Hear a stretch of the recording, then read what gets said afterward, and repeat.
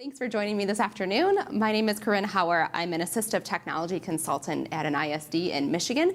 I also provide professional learning and coaching and lots of other stuff around universal design for learning for multiple school districts within our county. So today I'm here to talk about a little something we've added to our UDL professional learning toolbox this year as a way to bust them. Guys, come on in. Go ahead. You can leave the door open. That's fine if it's okay with the camera. Okay. Yeah, you can go ahead and leave it open if you want. That's fine.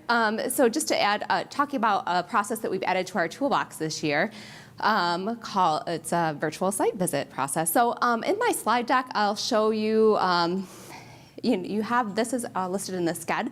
If you haven't pulled it up yet, you can access it there. The slide deck itself probably isn't all that helpful unless you're here live, but there's a little bit.ly link down in the corner that's going to link you to some really practical resources. So I'm going to talk about what we're doing and why we're doing it and how this process developed. But if you want to know the how to do it, you can read it all there, and you have all the resources to help you do that there at that bit.ly.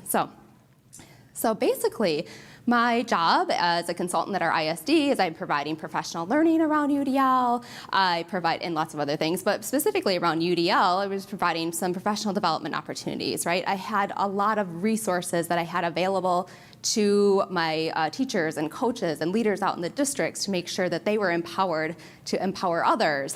I was helping create some communities within the school, so helping lead PLT teams or PLC or whatever you're calling it at your school, and helping those leaders become leaders. And we even added coaching into the mix, right? Like how much more can you up your game, right? We're offering some really personalized, individualized coaching with teachers, going in and doing observations, having follow-up reflective conversations, doing co-planning with them. So I thought, I'm doing all of these things. We've read research on professional development. I'm doing all these things. And then what we did is that we surveyed our teachers and said, so what's making the biggest difference? What do you like about what's going on? And they liked all these things that we were doing, and they kept asking for one more thing, which was observations across classroom. And really how they said it was the ever evolving question that keeps coming up, but what does it look like? I just need to see it, right? I just need to, what does it look like? And how do you put UDL in a box so you can see what it looks like? But I figured I had to try. I had to honor my teachers' voices. I had to honor the administrators' voices and try and figure this problem out. So with all of these things in place, what they really wanted next was this. I just feel like I really need to see it. And so I thought, well, we already kind of have the answer, right? We have classroom learning labs. How many of you have participated in a classroom learning lab type experience? A few heads nodding. So classroom learning labs are something that take place in districts already. They tend to be around things like literacy initiatives, sometimes math initiatives that are coming up, and teachers are doing some training. But really all you need is you need a host teacher, so someone who knows a little bit about the content you want other people are trying to learn about, or the practice. And you need a facilitator, so that would be most often the person who's developing or leading your professional development that comes to help to facilitate these conversations between the host teacher and your guest teachers and observers and kind of set the platform.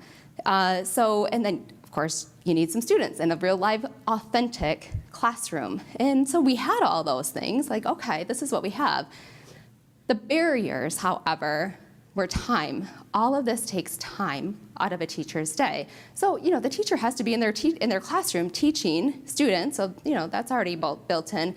However, you have to get teachers there. So sometimes they're within your building or right down the hall, but not always. And even if they are, they don't what you want to see doesn't line up with your planning time.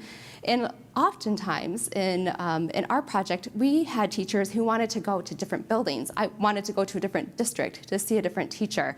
And so all of that required substitutes, which required time out of the classroom, which requires money. And that we didn't have. And I don't know what the issues are around getting out of the classroom in other places, but in Michigan and in our county in particular, substitutes are hard to find. And some of our districts have just gone to saying, we're not letting our teachers out of the classroom for anything ever during the school day. I mean, they have really drawn a hard line because it's that big of an issue. So it wasn't one of those kind of things like, well, if they want it bad enough, they'll figure it out, because they couldn't figure it out for anything. So I thought, okay, so how come, then I thought, what if? So why do we have to be standing there as an observer in a classroom with a clipboard to make this work? What if our look like, or what does it look like? What if our observations could be a little bit more long distance? So, in other words, what if we took this experience, so standing in a classroom with a host teacher with your clipboard kind of lording over students, right? That's kind of awkward anyways. What if we took that and put it in a virtual environment? So teachers now could do it on their own computers, at their own desks, or at their own homes on their own time. So I thought, well, there's only one way to find out if this is gonna work. So let's try and take this virtual. So what did I know I needed? I needed a host. So this is my host teacher, Colleen, and she had been part of our UDL project for a couple of years. And so I said, hey, would you be willing to be a host? She said, sure. And then she had some very willing and participants. Her students were game for it. Middle schoolers love to be on video. If you didn't already notice this, they really thrive, most of them, on that. And then we had a facilitator. However, I was gonna need some different tools. I didn't need clipboards and forms for teachers to check off and fill out their notes. I needed a different set of tools. So what we decided to do is use some video. So I used Swivel, and then we needed a platform to host this on. I use Zoom, and I'm not sponsoring or sponsored by Swivel or Zoom. And there are other things, I'm sure, other tools and other platforms that would work just as well. But this happened to be the tools that we already had in our toolbox that we thought we could make this work with. I heard somebody the other day saying they were doing video and capturing video in a classroom with a student with a GoPro on their head. And I thought, hey, so we can be creative around this. But these are the tools that we used. And all of a sudden, bringing this into the virtual environment, teachers didn't have to travel anywhere. They could do this on their own computer. They could participate in this process, and I'll tell you in a minute a little more what that looked like. So time also stopped to be a factor because it didn't have to happen during the school day. So the actual instruction that we're videotaping happened during the school day, but the viewing of it, the reflection, the reflective conversation, the interaction with that host teacher, that question and answer happened online later. So all of a sudden, we didn't need money. We really just had everything that we needed. So this is kind of the agenda of our process. We host this online in the evenings. I let the host teacher pick the time because they're the ones who volunteered to put themselves out there. So I let them pick a time that works well for them. We do some welcome and introductions, and you kind of set the stage for what the process is going to look like and remind people of your role there as an observer and a learner. We do a pre-lesson interview, so that I videotape. That's asynchronous, so I videotape that ahead of time before the lesson and kind of get the teacher's idea. The teacher sets up what their classroom looks like, the needs in their classroom, the lesson they're going to deliver, and provides a little bit of that context around what they're doing, provides some UDL look-fors, what people should be looking for, and why they're doing that. And then we have a little clip of recorded lesson. I will tell you that this portion I anticipated was going to be, the biggest chunk of our time together. And what we found out as we were editing video is it was only about 30 seconds longer than the interview. And I'll talk a little bit more about why that is in just a minute.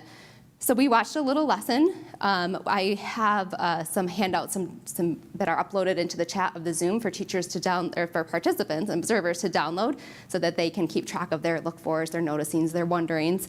And then there's a little lesson debrief and artifact share. So that's the facilitator debriefing with the teacher, and she shares some additional artifacts from her classroom, whether that be a rubric she used or some student work samples or things that you couldn't see in the video that she thought would help to illustrate the UDL principles for observers. And then we provide the last big chunk for participants to really be able to dialogue with that teacher and ask the questions that you couldn't ask if you're just watching a pre-recorded lesson, getting to the thinking behind.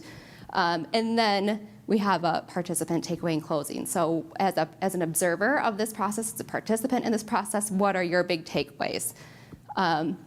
So in essence, they got what they wanted. What they really wanted was to see how another teacher was doing this. The most valuable thing that they got was to really hear that teacher's thinking. So that pre-lesson interview, that thinking about hearing the why why this is important to me, why I'm doing this, why I chose to focus on the things I did, that was more powerful. And also the dialogue at the end, having an opportunity for people to ask in real time to a real, authentic teacher, someone that's not an expert, someone who's been doing this about the same amount of time they have, or not that much longer, someone who has kids like theirs in their county or in their district. It's not someone super far away. So being able to have that dialogue and have similar conversations, that was the real beauty. And then we actually also gave them opportunity at the end, just kind of it popped up that we had the opportunity to interview some students after the lesson. And that was just kind of an impromptu thing. And I asked her, she had a planning hour after, I said, do you mind if I keep a few students? And we interview them, and we hear from them what they think about the lesson.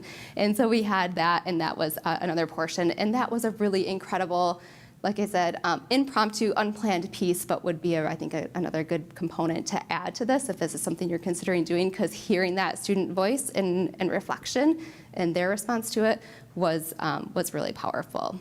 So I started out with this question of, can communities of practice really be accessible? Can they be relevant and authentic, like someone just like me, and real without having to be in real time? And I think it's probably, with a process like this, it's virtually impossible not to. So if you have, I know there's another presentation coming, if you have questions, I'm happy to step outside afterwards. I'll open the bit.ly link, and you can see all the materials that outline the process and all of the components that go along with it. But any questions? No, that was fast and furious. Yeah.